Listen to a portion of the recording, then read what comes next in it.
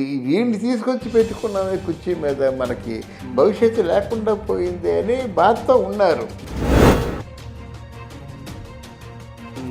ఈ నలుగురి చేత అంటే ఒకరి తర్వాత ఒకరు మొత్తం ఈ చరిత్ర అంతా అంటే దిగంబరంగా నిలబెట్టి, అంటే అనరాని మాటలు అనిపించి, తిట్టరాని తిట్లు తిట్టించి, మొత్తానికి అసలు ఏమైపోయారంటే ప్రజలకి తెల్లారులేచినట్టయితే టీవీలు కట్టేసుకోవడం, వాళ్ళు మాట్లాడుతుంటే టీవీలు ఆఫ్ చేయడం, ఇలా అయిపోయింది అన్నమాట. అంత దారుణంగా తిట్టించారండి. ఎవరు కూడా రాజకీయాలు అలా ఉండకూడదు.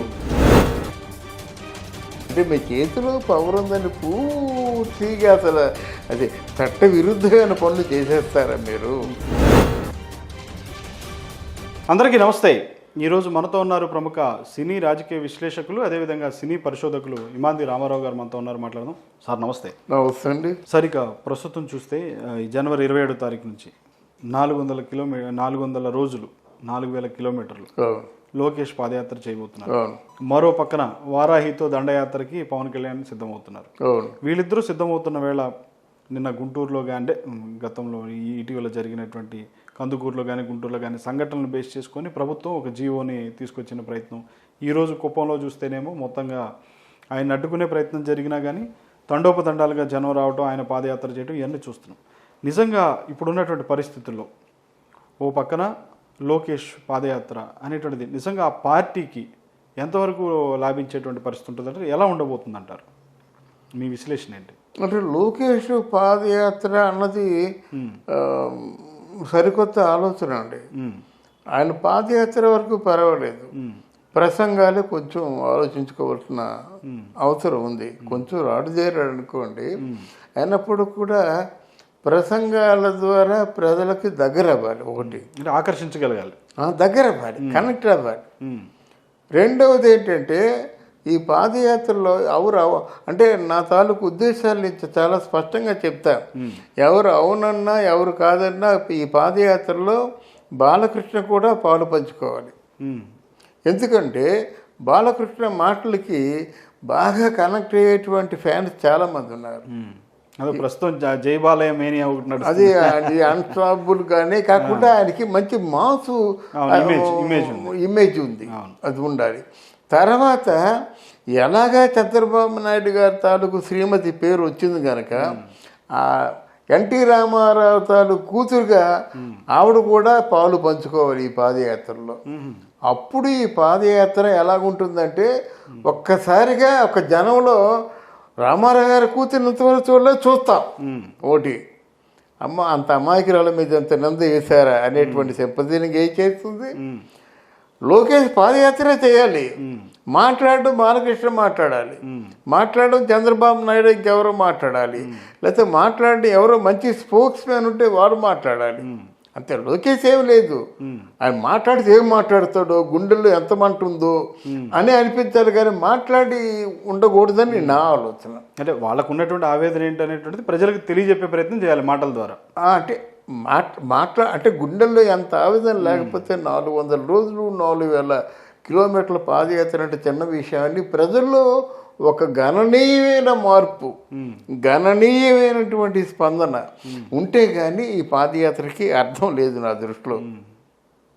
ఒక్క లోకేష్ తిరగకూడదు, లోకేష్తో పాటు చంద్రబాబు నాయుడు, ముఖ్యంగా బాలయ్య బాబు ఉండాలి, వాళ్ళ మధుర కూడా ఉండాలన్నమాట. ఎందుకంటే వీళ్ళు ఒక ప్రశ్న వేశారు, ఎవరు మన పవన్ కళ్యాణ్ కానీ లోకేష్ బాబు కానీ చంద్రబాబు నాయుడు కానీ ఏమేశారంటే ప్రజాస్వామ్య పరిరక్షణ కోసం మేము వస్తున్నామన్నారు. ఎందుకంటే అది ఆ ప్రజాస్వామ్యం అంతరించిపోయిందని చెప్పడం అన్నమాట. నిజమే, ప్రజాస్వామ్యం ఉందో లేదో తెలీదు. 3.5 సంవత్సరాల పాటు తాడేపల్లిలో ఆయన నిద్రపోయినాడు. ఈ నలుగురి చేత అంటే ఒకరి తర్వాత ఒకరు మొత్తం ఈ చరిత్ర అంతా అంటే దిగంబరంగా నిలబెట్టి, అంటే అనరాని మాటలు అనిపించి, తిట్టరాని తిట్లు తిట్టించి, మొత్తానికి అసలు ఏమైపోయారంటే ప్రజలకి తెల్లారు లేచినట్టయితే టీవీలు కట్టేసుకోవడం, వాళ్ళు మాట్లాడుతుంటే టీవీలు ఆఫ్ చేయడం, ఇలా అయిపోయిందన్నమాట. అంత దారుణంగా తిట్టించారండి. ఎవరు కూడా రాజకీయాలు అలా ఉండకూడదు. రాజకీయాలు కొంచెం ఒక డిగ్నిఫైడ్గా ఉండాలి కదా. అసలు నిజంగా సార్, ఇప్పుడు మీరు సీనియర్ జర్నలిస్టు, ఎన్నో మీరు ఆర్టికల్స్ కూడా రాశారు, ఎన్నో. అసలు అప్పుడున్నటువంటి పరిస్థితికి ఇప్పుడున్న రాజకీయాలకి చూస్తుంటే అసలు ఏమనిపిస్తుంది సార్ మీకు? అసలు లేదండి, రాజకీయ ముఖ చిత్రమే మారిపోయిందండి. బూతులు అమ్మో రేపటి తరం ఏమైపోతారండి. ఇప్పుడు మేము బూతుల్లో పుట్టి బూతుల్లో పెరిగాం, కానీ బూతులు మాట్లాడేవాళ్ళం కాదు. అసలు మీ తరానికి ఇప్పుడు వచ్చేవాళ్ళు బూతులకి చాలా అసహించుకుంటారు. ఏమి లేదు, ఇంట్లో తల్లిదండ్రులు మాట్లాడుకుంటే ఎందుకు సోదా అంటారన్నమాట. ఇప్పుడు తరం బూతులు కాదు కదా, కొంచెం ఒక మాట ఎక్కువైతే సహించలేకపోతున్నారు అన్నమాట. వాళ్ళకి ఏం చెప్తాడు రేపు పొద్దున? వాళ్ళు తిరగబడితే ఏం చెప్తాడు?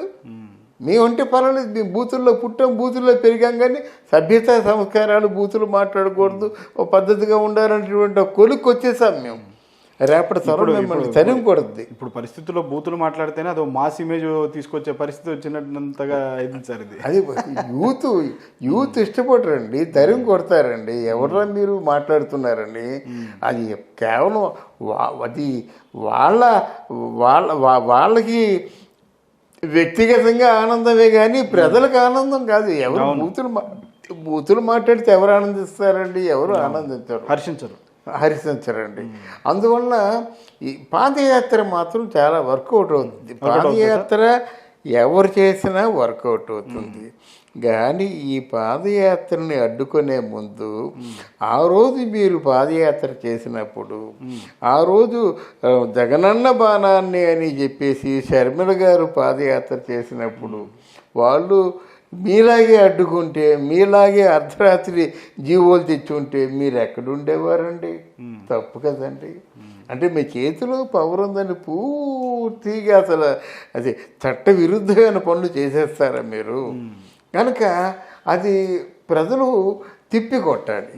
దీనికి సమాధానం చెప్పగలిగే శక్తి ఎవరికి ఉంది? ప్రజలకే ఉంది.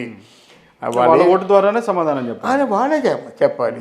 వాళ్ళేం బిర్యానీ ప్యాకెట్లు ఇస్తే రావటం లేదు, మందు బాటిళ్ళు ఇస్తే రావటం లేదు. వాళ్ళు పశ్చాత్తాపంతో వస్తున్నారు. అయ్యో మనం అనవసరంగా మనం వీడిని తీసుకొచ్చి పెట్టుకున్నామే కుర్చీ మీద, మనకి భవిష్యత్తు లేకుండా పోయింది అని బాధతో ఉన్నారు. తర్వాత కనిపించిన గవర్నమెంట్ ప్రాపర్టీ అంత జాతి సంపదని మరి ఎలా దోచుకుంటున్నారో తెలియదు. దోచుకుంటున్నారు. ఎందుకు దోచుకుంటున్నారంటే ప్రజల కోసం అంటున్నారు. ప్రజలు జీతాలు ఇవ్వాలంటే జాతి సంపద అమ్మేసుకోవాలి, ప్రజలకి ఇంకేమైనా పెన్షన్లు ఇవ్వాలంటే జాతి సంపదను అమ్మేసుకోవాలి. ఇలా జాతి సంపద అంతా భవిష్యత్ తరాలకు ఉపయోగపడేది. ఒక తరం, 2 తరాలు, 3 తరాలు, 4 తరాలు ఉంటుందండి. ఈ 4 తరాల్లో కూడా భీములపట్నం బీచ్ని ఎవరు కొనుక్కోలేదు కదా, ఎవరికి అమ్మేయలేదు కదా. మరి ఈ తరం ఏమైంది? మొత్తం అంతా కొండల్ని నున్నగా చేస్తున్నారు. అది జాతి సంపద. రాబోయే రోజుల్లో పరిశ్రమలకో దేనికో ఉపయోగపడాలని అలా ఉంటుంది. మీరు NH5లోనో NH9లోనో రోడ్లు వెంపటి వెళ్తుంటే అదంతా జాతి సంపద అన్నమాట. అది డెవలప్ అయినట్టు డెవలప్మెంట్కి ఉపయోగపడుతుంది. అంతేగాని ఖాళీగా ఉంది, ఎక్కడ వేకెంట్ ల్యాండ్ ఉందో చూసుకొని MROని పిలిపించి, లేకపోతే ఇంకెవడో రెవెన్యూ మినిస్టర్ కూర్చొని వాళ్ళు తర్జుమా చేసుకోవడం కాదు బినామీ పేర్ల మీద. అది రేపటి తరానికి అది జాతి సంపదగా మిగిలిపోవాలి. అది మిగలకుండా సొంతం చేసుకుంటున్నారు బినామీ పేర్ల మీద. ఎంత అన్యాయం. అంటే ఈ పాదయాత్ర కానీ, ఇప్పుడు లోకేష్ చేయబోయేటువంటి పాదయాత్ర కానీ, ఇటు వారాహి దండయాత్ర కానీ, ఇవి చూసి నిజంగా వైసీపీ ఒక రకమైనటువంటి వైసీపీకి భయం అంటే లేదా ఆత్మరక్షణలో పడే పరిస్థితి వచ్చింది అని అనుకోవచ్చు. డెఫినెట్గా భయపడిపోతే ఇన్ని పిల్లు మొగ్గలు ఎందుకు వేస్తారు? ఇప్పుడు భయపడపోయినట్టుగా యుద్ధం ఎందుకు ప్రకటిస్తారండి? వస్తున్నారు రండి అంటాం కదా. అది పైగా ఏదో వీళ్ళు రకరకాల వ్యాఖ్యానాలు, సింహం సింగిల్గా వస్తుంది, ఏదో గుంపుగా వస్తాయని ఇట్లాంటి మాటలు మాట్లాడడం కానీ నేను సింగిల్గా వస్తావు గుంపుగా వస్తావు నేను సింగిల్గా రమ్మని ఎవరైనా చెప్పారా? చెప్పలేదు కదా. నీ పరిపాలనలో నువ్వు చూపించిన తెలివితేటలు ఏమిటి? రేపటి తరానికి నువ్వు ఇచ్చే భరోసా ఏమిటి? అన్ఎంప్లాయ్మెంట్ కుప్పకూరిపోతుంది. అన్ఎంప్లాయ్మెంట్ నువ్వే సమాధానం చెప్తున్నావు? ఒకటి అసలు బెల్ట్ షాపులు పెడతాము, సారాయి దుకాణాల్లో రేటు పెంచేసి పూర్తిగా ప్రజల్ని ఈ సారాయి తాగడానికి దూరం చేసేస్తా ఉన్నవాడివి. ఎందుకు సారాయి ఏర్లైపోతుంది? పైగా నీకు సారాయి దుకాణంలో బీటెక్ వాళ్ళు బీఈ వాళ్ళు పెడతావా నువ్వు? వాడు పాపాత్ములు కదండి ఎవరైనా. అంటే ఒకరని చెప్పడం లేదు. ఇట్లాంటి కార్యాచరణకు పూనుకున్న వాళ్ళందరూ పాపాత్ములు కదండి. వాళ్ళు చదువుకుంటారు, డబ్బులు లేవు, కనీసం 5,000 రూపాయలైనా సరే కుటుంబంలో ఇద్దామరా అనుకొని వస్తారనుకోండి. వాడి చేత చేపల పులుసు అమ్మిస్తున్నావు, వాళ్ళ చేత చికెన్ స్టాల్ పెట్టేస్తున్నావు, వాళ్ళ చేత మందు బ్రాందీ షాపులో పని చేయిస్తున్నావు, కొలతలు వేయిస్తున్నావు. ఎంత పాపం అండి ఇది. రాబోయే ఎంత వెనక్కిపోయామండి. అటవికులు రాతీయుగం మనుషులు మాట ఆటవికులుగా మారిపోయాం కదా. ఆటవికులు చేసింది ఏంటి? చెట్టుకున్న కళ్ళు గీసుకున్నారు. ఇప్పుడు మనం చేసింది ఏంటి? ఆ రూమ్లో ఉన్న కళ్ళు అమ్ముకుంటున్నాం, లేదా సారాయి అమ్ముతున్నాం అన్నమాట. మొత్తంగా చూస్తే మాత్రం ఇటు లోకేష్ పాదయాత్ర అనేటువంటిది ఖచ్చితంగా ఆ పార్టీకి అటు ఆంధ్రాలో కానీ ఇటు తెలంగాణలో కానీ రెండు అంటే పార్టీ మొత్తం 2 రాష్ట్రాల్లో కూడా ఒక భూమి తీసుకొచ్చే పరిస్థితి అయితే ఉంటుందంటారు. లోకేష్ పాదయాత్రకు మాత్రం డెఫినెట్గా ప్రజల్లోంచి ఒక మంచి స్పందన వస్తుందండి. ఓ సింపతి గెయిన్ అవుద్ది. అంటే ఆంధ్రదేశంలో సింపతి గెయిన్ అవుతుంది. ఇక్కడ వీళ్ళిద్దరు కొట్టుకు చేస్తున్నారు కనుక ఇక్కడ వర్కౌట్ అవ్వదు మనకి. ఇప్పుడు బీజేపీ పార్టీ, బీఆర్ఎస్ పార్టీ, భారతీయ రాష్ట్ర సమితి, వాళ్ళకున్న ఎత్తుగాళ్ళు వాళ్ళకున్నాయి, వాళ్ళకున్న రాజకీయం వాళ్ళకు ఉంది కనుక వాళ్ళిద్దరూ మొత్తానికి ఇప్పుడు బీజేపీ పార్టీ ఆల్మోస్ట్ 30% ఉంది కనుక చాలా పెద్ద టగ్ ఉంటుంది, చాలా పెద్ద రాజకీయ వ్యూహాలు ఉన్నాయి. ఈయన మొత్తానికి ఏంటంటే ఆ మోదీకి ఎదురు తిరగడం, మరి కేసీఆర్ తాలూకు తొందరపాటు, మరి వాళ్ళు కూడా సమాధానం చెప్పాలి కదా. ఒక 29 స్టేట్లో ఒక స్టేట్ వాడు వచ్చి నువ్వెంత అని అన్నప్పుడు ఆయన ఎంతో చూపించాలి కదా. ఏదో వీళ్ళ సంగతి వదిలేయాలి. బట్ వాళ్ళకైతే మన అంటే మన ఆర్గ్యుమెంట్ ప్రకారంగా లోకేష్కి మాత్రం స్పందన ఉంటుందండి. Thank you very much.